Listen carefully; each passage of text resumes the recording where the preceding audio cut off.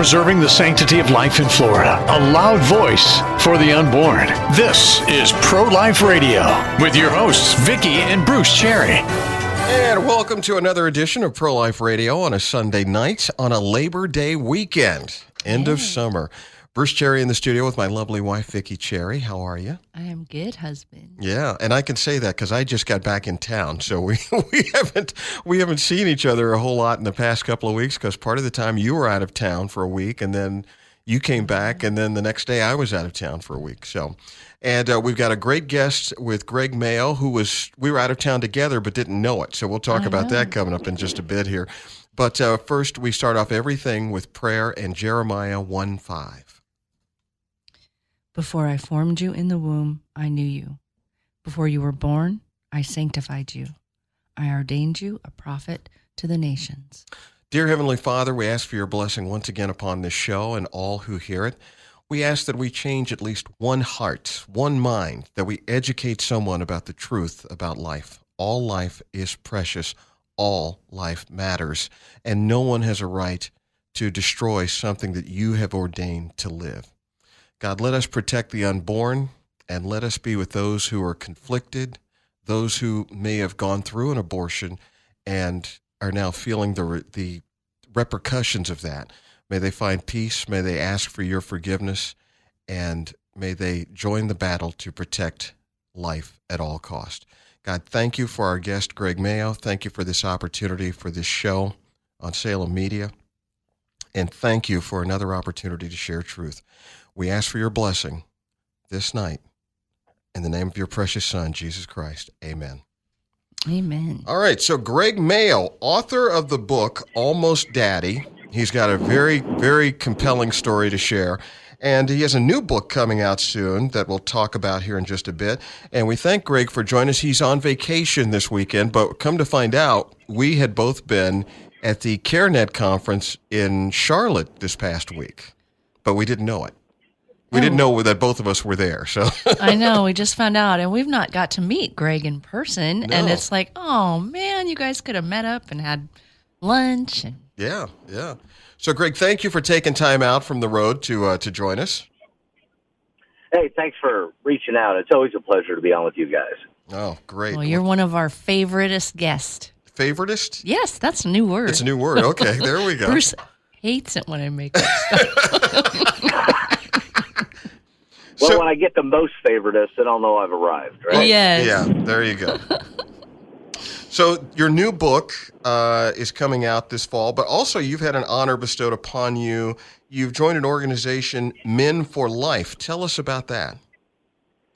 Yeah, so real interesting. I met the CEO, Sean Corcoran, about a year ago.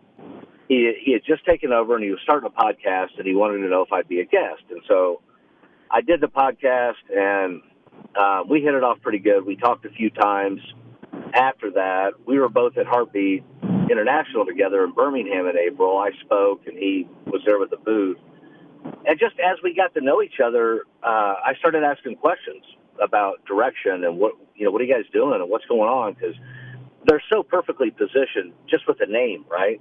Mm-hmm. Yeah, I love Men that. for Life. Yeah, Men for Life. That's it.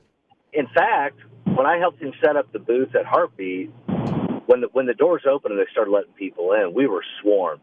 12 people, or 12 feet wide, 5 or 6 people deep all day. People coming up and talking. They want to talk about men in the pro-life movement. And so as I got to know Sean and he got to know me, and we decided that me being on the board of directors might be a good fit. I might be able to bring some energy and some help to the organization. So I'm excited to be a part of it. I think we got a lot of growth opportunities in front of us over the next year and a half, and we're going to do some cool stuff. You know, it's so vital that we get men engaged. I mean, I think we've got all the women we're going to get. Well, I shouldn't say that because we're hoping to expand and get everyone engaged in this effort to abolish the blight on our land that is abortion. But you pointed something out when we were talking on the phone a little while ago that we're at the CareNet Conference, which is it's a pro-life conference, and it's about the latest, newest things to help pregnancy centers and the latest newest things in the pro-life movement that are going on, and everyone gathers from around the country in Charlotte for this conference. And there were a handful of men, but a ton of women there. And yeah, the didn't guys, you say like 1,800 people and only 197 of them were men? if that. I wouldn't. I don't know that I'd go. If there were 197 men there, I think part of them were guys that were working it, that were setting up booths and things like that. I don't know how many were actually there attending. But what would you say, Greg? It was the numbers were 190 or so, but I'm with you, Bruce. I walked around too, and I'm like, there's not a lot of guys here, and it's the same at Heartbeat, and it's the same at every other pro-life conference I go to. Mm-hmm. There's very, very few men there, and that to me, that's disturbing. Well, I think a lot of times they've accepted that lie of what business is it of men to get into the affairs of abortion. It's her body, right? And so I think men have swallowed that lie, and it has affected. Oh, absolutely. Yeah. But it's. Go ahead, Greg. Sorry, I'm in the mountains for your listeners, so That's connectivity issues. That's all right. But, go ahead. So the thing is, with men in the last 53 years, both pro-life and pro-choice men have been convinced that they don't have a voice, just like you said, Vicki. Mm-hmm. And the unfortunate part is that keeps a lot of men away from getting healing. That keeps a lot of men away from joining the fight. Sean and I talk a lot about men are willing to write the checks at PRC banquets and whatever, but then they send their women off to do the battle. And I think that's got to change. That's got to stop. In fact, at CareNet, for the first time in 50 years, they had an award for a man doing men's work, dad work. My friend Matt Haviland from Alpha Grand Rapids won it. Well-deserved honor, but 50 years they've been doing this, right? And they just finally got around to honoring a man. So this has got to change, folks. That's all I'm saying. Yeah. And I've always felt that men's rights are so trampled upon in the United States, especially. I think Mm-hmm. they don't have a say in custody of their children. They don't have a say in abortion. There's so many different things, and I have 3 sons, and it's like, and Bruce has 2, and the unfairness of it. Well, and part of it also is that as the way our culture used to be before there was a such thing as toxic masculinity, air quotes, that we didn't share our feelings. We held them inside, and we suffered quietly and didn't let anyone know we were suffering. There is pain, there is suffering, there is great remorse after abortion. I can tell you, I know personally. And I talked with a few other men at the CareNet conference that all had the same experience. Mm-hmm. And so, but as men, we're told to, suck it up, we don't share our feelings. Suck it up, buttercup. We don't share our feelings. And, but, when you become a child of the Lord Most High, you learn that that's not always the case. You are to share.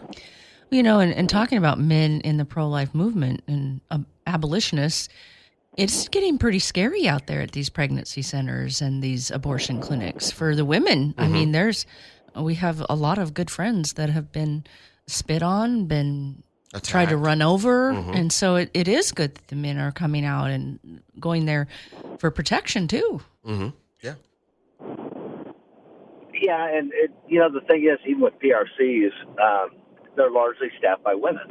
Mm-hmm. I get asked all the time, how do we get men to come in? How do we get, not only for healing or help, but how do we get men to come in and volunteer? How do we get men to step up? And the question that really vexes me when people say, a guy will say, do I have to be post-abortive to help? Mm. And the answer is no. You have to have a heart for helping young men, right? I mean, so you don't have to have the wound to help men that have the wound. And if we could get more men at the PRCs available to talk to these scared young guys when they come in, you think about it statistically, all right? Literally, the majority of young men now grew up in a home without their father. Mm-hmm. So fatherlessness is an incredible epidemic that our country's facing. In fact, all of the West is. And so these guys come in, they've got a girl pregnant, they have no idea what to do, how to do it, they're scared to death, and they fall back on the thing they've heard their whole lives, which is just support her in her decision. Now, we need a man, a strong man there, who knows how to say the right thing, who knows how to tell this guy, look, dude, if she's pregnant, you're already a father.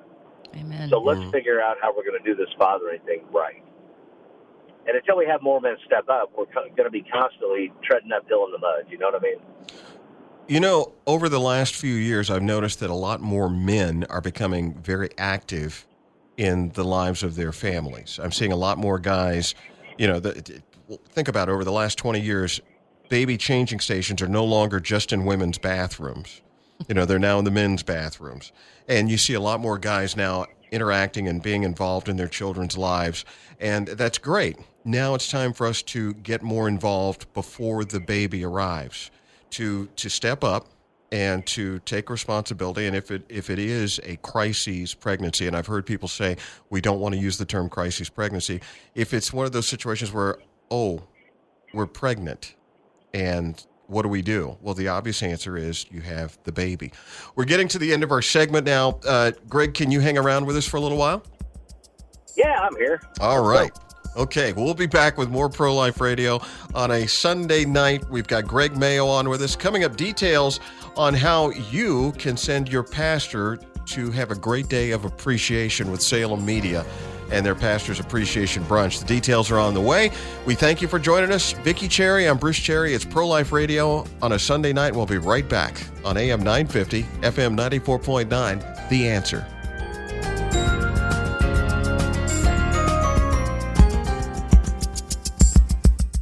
And welcome back on a Sunday night Pro-Life Radio, on with our great guest, Greg Mayo, author of the book Almost Daddy, and member of Men for Life. And it's Bruce Cherry in the studio with my lovely wife, Vicki Cherry. We welcome you to Pro-Life Radio on a Sunday night. Greg, you're on the road. You're heading back home to Indianapolis. And we want to thank you for taking time to join us tonight on the show. And thank you. Please extend our thanks to your lovely wife, Stacy, as I know when you're on the road, you've got some quiet time to be together, and here we are cutting into it. But and we interrupted that. Yeah, we interrupted that. But thank you please tell Stacy thank you for us. So she's used to my lifestyle these days, if you will. Yeah. So you have a new book. Is it out already, or are you still in the process of writing it? Well, Vicki, if I could get off the road for a few weeks, I could finish it. But it'll be out by the end of the year. I have 3 PRC banquets I'm doing in October. I was hoping to have it done before then, but I don't think it will be. But yeah, it's a new book. It's called His Story Matters, and the idea behind it, what made me write it, because I wanted to write another novel. I really didn't have on my radar doing another nonfiction book, but over the years, speaking to PRCs, I get the same questions over and over and over. And they're questions like, how do we get men to come in? Why don't men come in? Why won't men volunteer? When men come in, why don't they stay? You know, all these kind of things. And I thought, I could write a book, and it's going to be a book and a kind of a workbook too. So it'll be an opportunity for a staffer to just read it, to gain some understanding. Also an opportunity for a group of staffers or volunteers to go through it together. But to hopefully answer some of those questions and bolster the numbers of men we have involved in the pro-life world. And it's called His Story Matters? Uh-huh. Okay. I know you've written several other books also, and I think it's great that you also wrote a curriculum for like a 12-step. Isn't that correct? Yeah. So after I wrote Almost Daddy, The Forgotten Story, which is a novel that has become a hugely important story for people because it chronicles a young man who loses a child to abortion at 18 and how that impacts his life, decisions he makes, trauma responses, acting out behaviors, all those kind of things.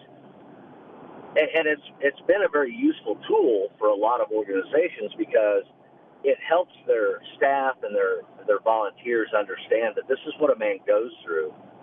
It's also helped a lot of men who have long since lost the connection between their issues and the abortion, right? And then they read this book and they see what Ben goes through, and they start connecting the dots with their own story. So after I wrote that, about 6 months later, at the encouragement of my wife, I wrote a 15-week study for men based on the 12 steps. And, excuse me, the beauty of the 12 steps, as we know, they're biblical, right? They come mostly from the Sermon on the Mount.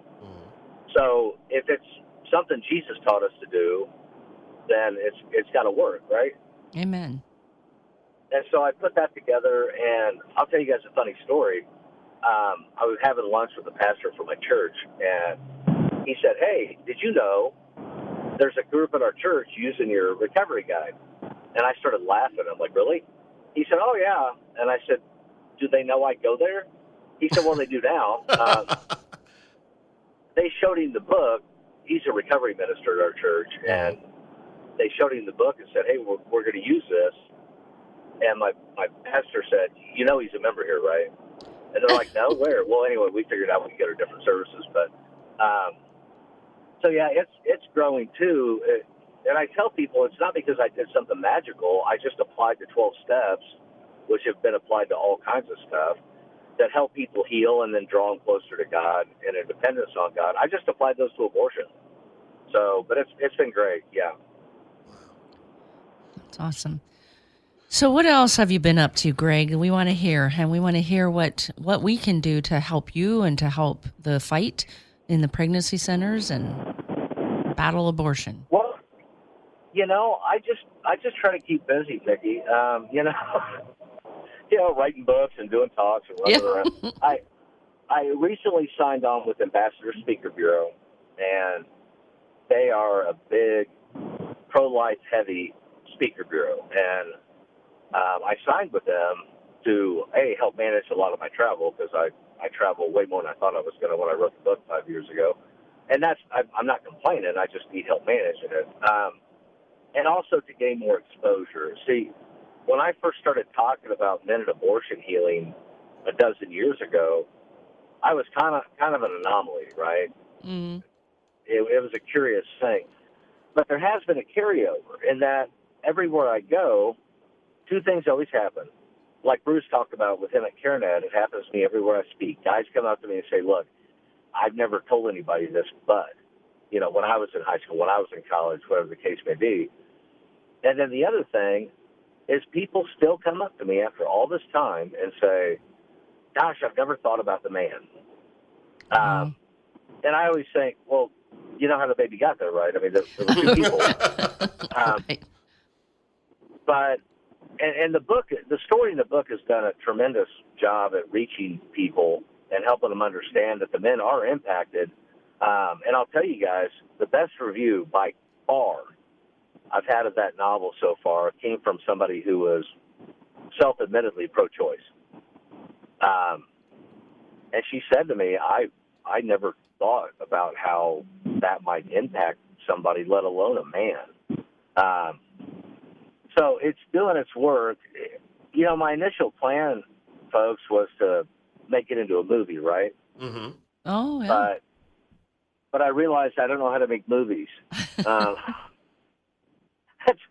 small hiccup in the plan, right? So if I can figure that out or get in front of the right person. But I just think that, I think about movies, right? Bruce, you've seen The Gladiator, yeah? Yes. Okay, so I did this as a test in a talk, and I said, look, I'm going to quote a movie, and when you know what I'm quoting, raise your hand. And I started with that scene in Gladiator where at the end he's in the arena with the Emperor, Mm-hmm. And he says, "My name's Maximus Decimus Meridius, Commander of the Armies of the North."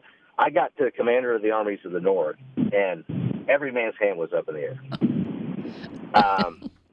If I said, "Hello, my name is Indigo Montoya," every man would raise their hand. Yes. Men communicate through story. They look at a movie, they see a character that they can relate to or that they aspire to, and that's how we make our connections. So I think it's hugely important that I make it into a film. I, again, just don't know how to do that.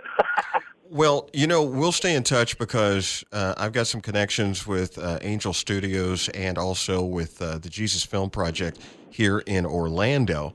And we can probably put you in front of some of the right people because it is important for that story to get out and for men to be able to see it. And not just men, but women need to see it too. People need to see it. Women encourage men. And just as women encouraged men to, for the wrong side of things, women encouraged men a lot when abortion just came about, that it's my body, it's my choice, I'm going to do this. Yep. And men, we were weak and we said, okay, all right. But now we now know we've grown over the past 50 years. We now know that, no, we've got to have a voice. We have a voice. And so women are big at encouraging us. My wife, Vicki, encourages me all the time.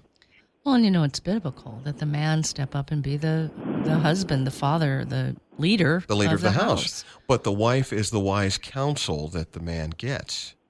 And right. So, yes, it's important for everybody to see that story. And I do believe that, and they say, what is it, like 70% of the women that have abortions, if the man in their life would have said, you know what, let's do this, or figure it out, but besides abortion, they would have kept the baby or gave it up for adoption at least. Mm-hmm. Right. And yet, in a parallel study, 57% of men said they didn't feel like they had a voice at all. So there's a disconnect in communication. Absolutely. And I can tell you, I did a interview on Face to Face, which is a live action program, a big pro-life network, and it was a panel. Anyway, long story short, they cut a clip of me talking about my abortion experience and put it on their Instagram and TikTok and all the other things. And a buddy of mine texted it to me, and he said, dude, you've gone viral. And I said, I don't know what that means. I got a virus? I got the vid? What's going on? And he sent me a link. Well, that little bitty clip has gotten over 2.5 or almost 2.5 million views now. Wow. It's over 2 million. And so I started looking at the comments against the better judgment of my wife and my pastor. But here's what I'm getting at with that. Almost all the negative comments were women. Uh-huh. Yeah. Hey, what right man, do you don't have? Get an opinion. Oh, boo-hoo, cry somewhere else, all that kind of stuff. So that can't be the loudest voice that men hear. And the reason I read the comments is because I'm looking for the guy who hasn't had healing, who's still separated from God by the shame and the pain and all that. I'm looking for him so I can reach out and try to touch him. I don't care what the pro-choice, pro-abortion, whatever you want to call them, I don't care what they say. It really has no personal effect on me. But I don't want the guy who's still in the darkness and alone and isolated with his pain to read those comments and think he needs to be quiet. You know what I mean? Mm-hmm. So, I jump into the comments. And unfortunately, sometimes I feel the need to respond. It may or may not be a little sarcastic. I'm not sure. But oh, my God. Greg, I'll share something with you. Vicki and I were both very heavily involved with the Republican Party here in Seminole County. I used to be the chairman of the party, and Vicki ran for state committee woman. And I used to, because people get ugly. People that you don't even know will get very ugly, and you're too pro-life. And I would tell her, don't engage them online. Don't look at the comments. Don't engage. And then I catch myself doing it. So yeah. Hey, we've got a break coming up. We'll be right back with more Greg Mayo, author of Almost Daddy, and talking about maybe making a movie out of it. Let's make that happen. So more Pro-Life Radio coming up. If you like this show and you want to help keep this ministry on the radio and you are pro-life, details coming up on how you can help us do that. Coming up next on AM 950, FM 94.9, The Answer, streaming on theanswerorlando.com. And welcome back to Pro-Life Radio. I'm Vicki Cherry. In the studio with me is my handsome husband, Bruce. Hey, Bruce. Thank you. Hello. We were separated for a long time. Sorry. Yeah. We both were out of town at different times. Yeah, and so- she'd get back in town and then I'd leave. Yeah. So, yeah. And that is not the secret to a long marriage. No, it was hard, but it does make you more, appreciative. I guess. Yes, it does. Yes, it does. Anyway, online on his way back from the CareNet Conference, we have Greg Mayo. He's been on a couple times with us before, but he is probably a great favorite. Let's say that. Yes, yes. Different, his first story was so amazing when he came on, and you should go back and find that. But he talked about that.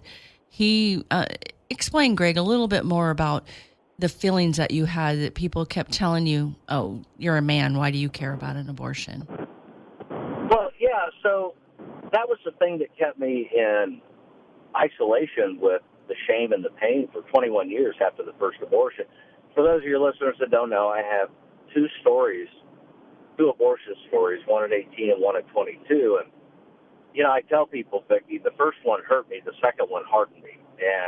And to feel like I had nowhere to turn, no one to talk to, and every message you see in the culture, every message in the media is, you're a man, do whatever the woman wants, shut up, you don't get an opinion, all the different things. And the comments get way worse, right?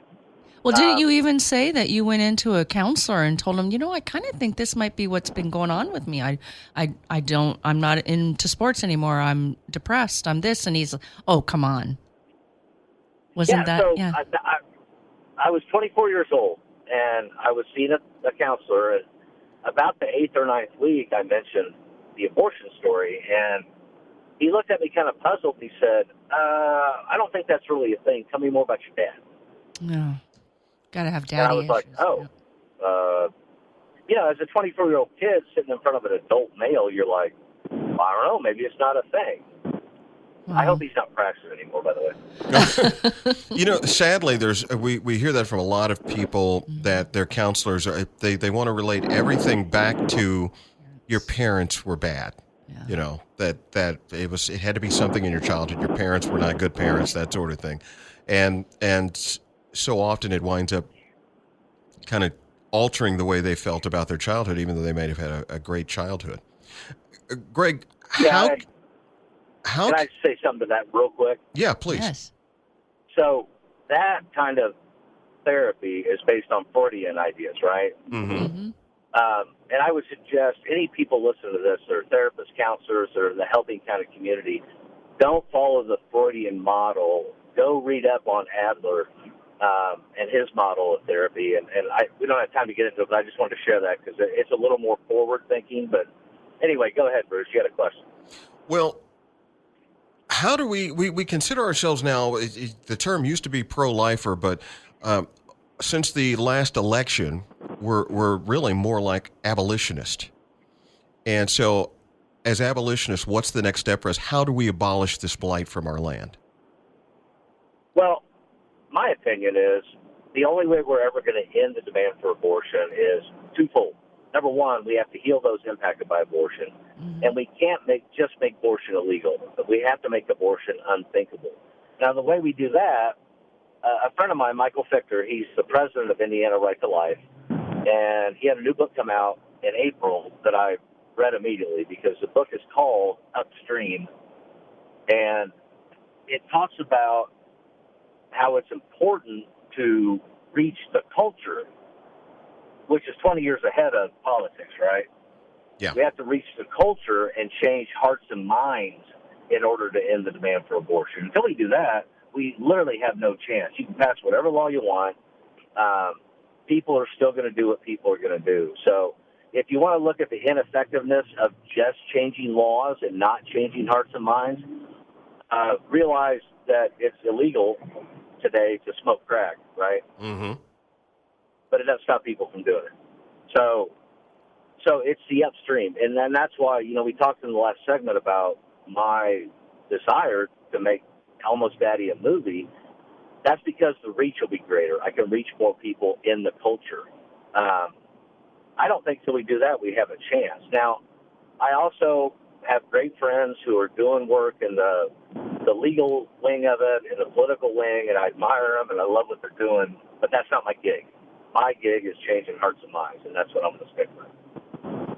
Yeah. You know, we pray all the time before the show, and our prayer is usually something about let us change just one heart, one mind out there that's listening to this show. Obviously, we want to change the masses, but if we can affect one person, one heart, that's a start. And yeah, we've got to make abortion unthinkable. Mm-hmm. And when there's no longer a profit to it and there's no longer an audience for it, that's when we'll abolish it. It's right. And sorry, go ahead. I jumped in on you. Well, no. You go right ahead. But the book obviously is the main character's Ben, and it's about his abortion loss and experience about that. But starting in January, I'm working on the book that is about the girl in the book, that main character, her abortion loss and experience. And the reason is because I want women who have been convinced that, yeah, I hear it all the time, I'm sure you do too, well, I would never have an abortion, but I'm not taking away somebody else's right to. Right. Mm-hmm. Well, I want men and women to see how abortion affects men and women. I want them to see the pain that it causes. I want them to see the struggles it causes down the line when you do have children. And so I think we do that through story. And that's why in January I'm going to start writing Almost Mommy. Oh, wow. You heard it here first, everyone. In January, he will start writing Almost Mommy. That's, I think that's a great thing. I think that's a great follow-up. And I know, Greg, you talked about the film part. I know recently, I'm trying to remember the name of the storyline, but there's a popular series or something. Maybe it's The Handmaiden or something like that. Maybe you know what I'm talking about, where the girl was, the boyfriend's asking her to go do something. She goes, oh, well, I can't do that because I had an abortion and I can't, like run or go to the gym right now for a couple days. And they meant it to be this woman being proud and strong and doing this all on her own. And the guy was just like, and I think it turned around on them from what they thought it would show. But the guy was like, how could you do that? Is it my child? Was it my child? And, and culture was, I think the show thought they would be affecting culture on women's side, but really it went the other way. And it kind of came across that, hey, yeah, this guy has a voice in this. That's his child too. Yeah. Crazy. So I don't know the show, but I have seen that clip, and the guy is Adam Driver. Mm-hmm. And he smashes that scene. Yeah. And you're right, Vicki. Everything I've read said that it was supposed to be, according to the stuff I've read, Mm-hmm. Planned Parenthood consulted on that show.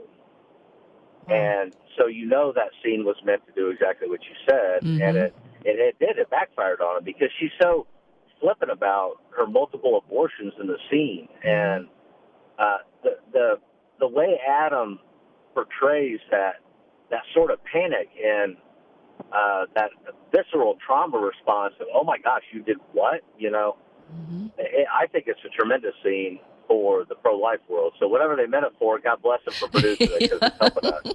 That's what I thought when I seen it. A lot of things that Planned Parenthood has pushed, thank God, they have kind of backfired on them because statistically, medical abortions are way down across the country right now, not just in Florida because of our heartbeat bill, but across the country. Now, the falsehood of that is that they've switched to the abortion pill.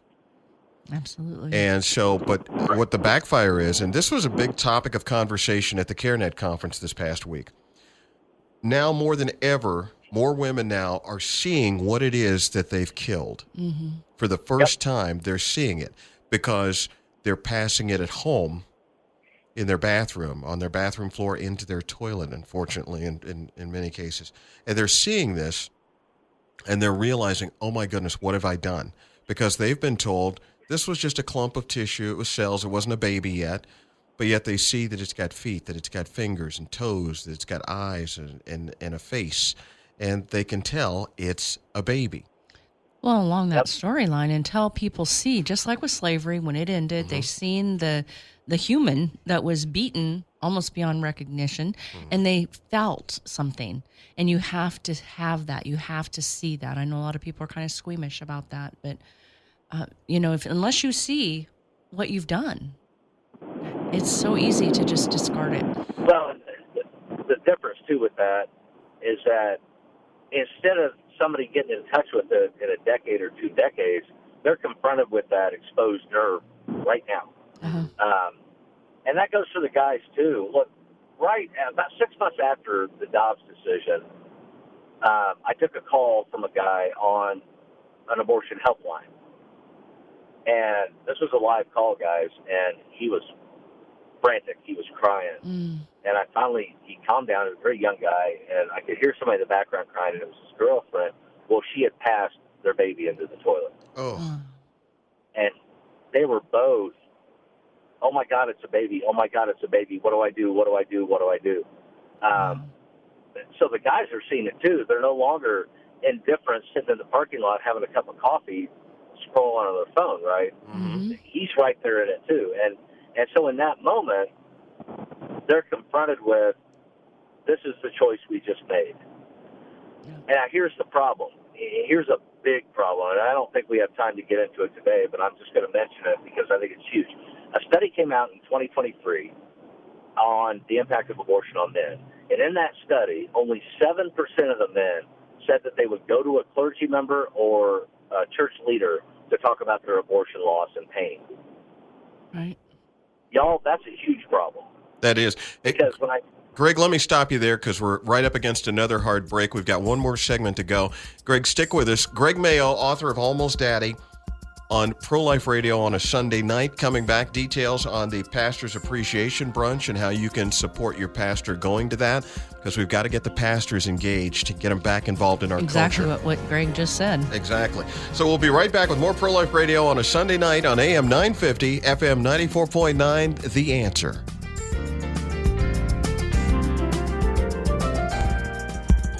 And welcome back to Pro-Life Radio on a Sunday night, Labor Day weekend. I'm Vicki Cherry, my husband Bruce. Yes, and we're on with Greg Mayo, and I stopped him mid-thought, so I hope he held on to that thought. Sorry about that. But 7% of the men, what? Okay, so in a study conducted in 2023, only 7% of the men, and this study was on the impact of abortion on men, 7% said that they would go to a clergy member or a church leader to talk about their abortion pain or to get help. Why do you think that is? Well, because the church is failing at proper messaging around abortion and abortion healing. And I'm not calling out every pastor, but if you're one of the ones that won't talk about it because you're afraid it'll take rear ends out of your Sunday pews every week, or if you're one of the ones that, well, I don't do politics, abortion is not a political issue. It's a human issue. We're not dealing with a line item on a ballot box. We're dealing with a baby, and we're dealing with a mom and a dad. And if the church truly is what Christ says, supposed to be a place for the hurting, then there's a huge disconnect when only 7% of the men hurting from abortion pain would go to the church. Well, so, and probably how many women? I think it's got to change. What's that, Vicki? I don't think a lot of women would go to their pastor or their, whoever does their counseling at their church. They don't want anybody to know. And, I had a very, very interesting conversation with Frank Pavone of Priests for Life this past week. We had lunch a couple of days, and one of those days at lunch, Tom Geeson is the director of NIFLA, which is another pregnancy resource center network provider, and they do legal services. And we were talking about why abortion exists. And the real reason is to hide sin. That's it. And so it's you've got a lot of pastors out there that won't address it because it's hiding. And sadly, and he brought up this statistic, Tom did, that sadly, the sin that it's hiding in some cases is the pastor's infidelity. Mm-hmm. And so we've got pastors that aren't addressing it. The church has dropped the ball on that. And it's not the church that has dropped the ball. It's the pastors that have dropped the ball. The church side of it is the church congregants aren't holding their pastor's feet to the fire and saying, hey, how come we're not addressing this? That's my feeling. Exactly. Go ahead, Greg, And with more thought. Yes. Sorry, for those just tuning in, I'm in the mountains, so every once in a while you guys cut out. I'm like, did they stop or what are we doing? But the reason, okay, so the need for pastors to talk about it, the need for churches to address it.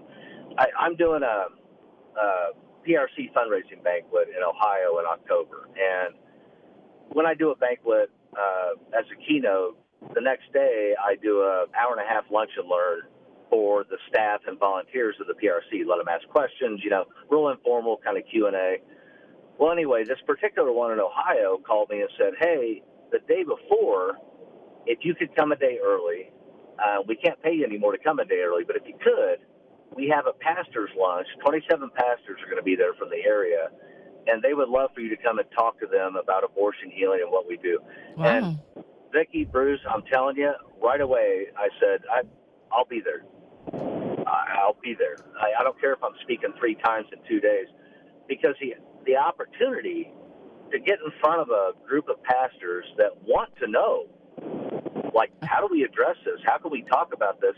That's where we got to start. And so I've started asking every PRC I do a banquet for, hey, can you get a group of pastors together the day before to do a lunch? Because I think once they understand the importance and the true impact, they'll start getting on board. You know what I mean? Mm-hmm. God bless the organizations that are engaging the pastors. I'm fortunate enough that I work for one of those organizations with Liberty Counsel, because as we were battling against Amendment 4 in the state of Florida back this past year, Matt Staver, John Stemberger, and several members of the Liberty Counsel and Liberty Counsel Action Ministries were going around the state of Florida and taking these pastors to lunch and talking to them. And they were, the argument that most pastors have is that we can't address political things. We could lose our 501c3 tax exempt status. Not true. And as Liberty Counsel is a legal entity, a law firm, they had contacted the IRS and said, hey, what is the how does this go? And the IRS told them, says, we are not going after churches. That is a myth. We would not pull, in the time that this has existed, the IRS has never pulled a church's tax exempt status for the content of what they say from the pulpit. This just doesn't happen. So they would address that. Wow. And so they were working to let the pastors know you can address these things. For so long, the church was the moral compass for this country. And in recent years, it's just stopped being that, because you've got a group of pastors that feel they can't do it. They feel that it endangers their church. And good news is that is starting to change. I know I heard that pastors now can talk about candidates. Yes, they can. They can devote so much time per week to talk about a candidate, and it's not an issue. They could devote all the time they want to about it, but there is a guideline for it. So, and I want to give credit to Tom Glessner, he's the president of NIFLA, which is the National Institute of Family and Life Advocates. He's the gentleman that he and Frank Pavone and I were having lunch, and he was talking about, how we could abolish abortion and why pastors aren't engaging in many cases. So, and he's spoken at quite a few events as well. So, yes, but we do have to change hearts and minds. We do have to get the pastors involved in being responsible and stepping forward and sharing.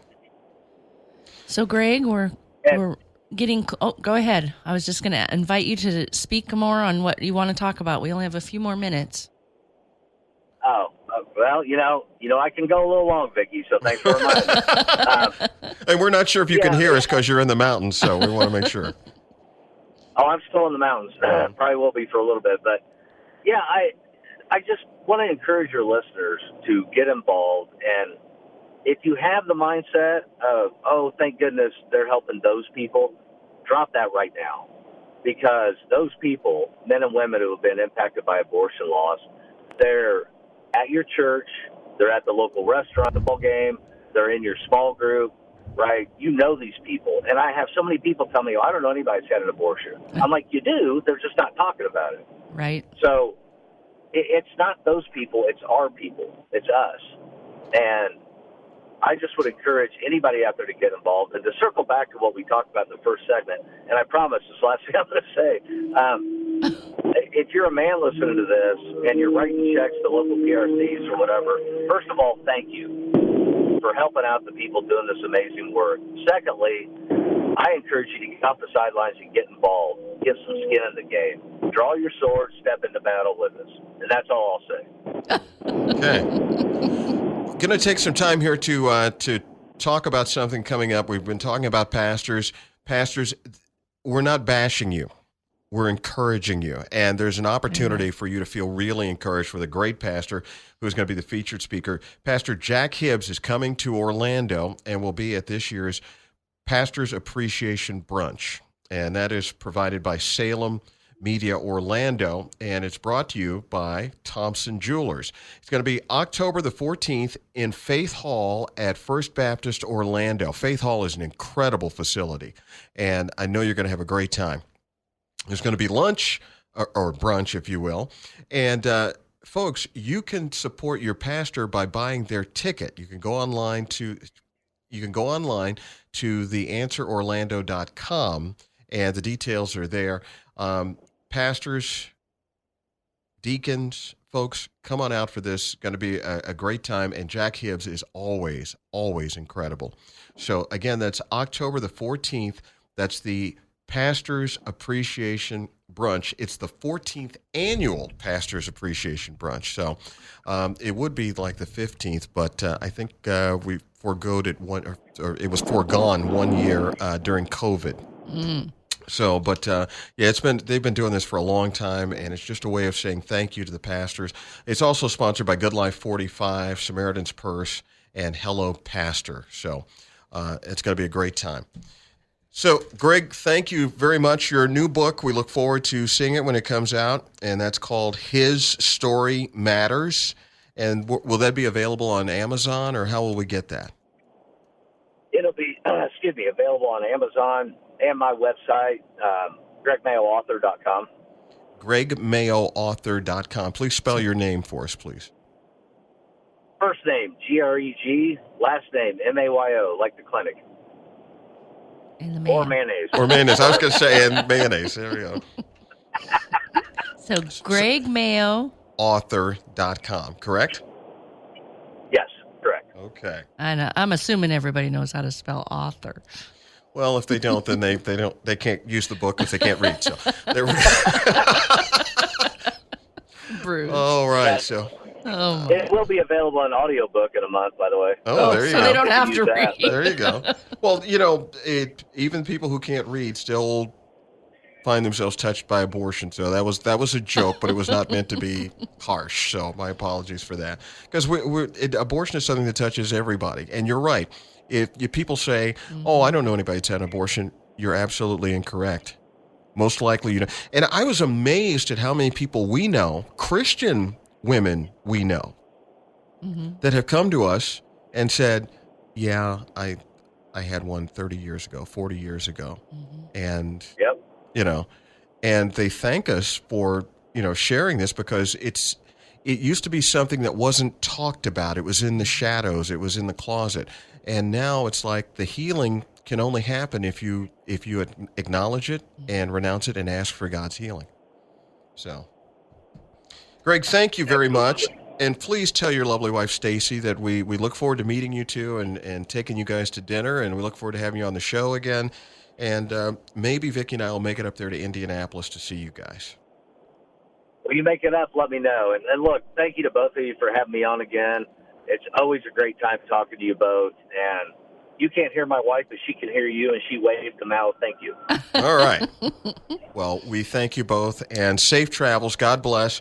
And we look forward to talking to you again soon. And maybe we can get you two down here for a pro-life radio gala soon. Yes. We're working on that. So. Oh, that'd be terrific. All right. Especially during the winter. There you go. Oh, yeah. There we go. Right. You could be our keynote. We're thinking about October. There we go. November. Maybe December. There we go. No. Okay. Yeah. Well, yeah, it gets cold up there in Indianapolis. They'll be happy to come down. Yes. All right. Okay. Well, thank you much. God bless. Safe travels. Thank you all for joining us tonight for Pro Life Radio. Radio. And we wish you all a happy, blessed, and safe Labor Day weekend. And we'll see you next week. Pro-Life Radio on AM 950, FM 94.9, The Answer. Good night. For my wife, Vicki, I'm Bruce Cherry. Take care.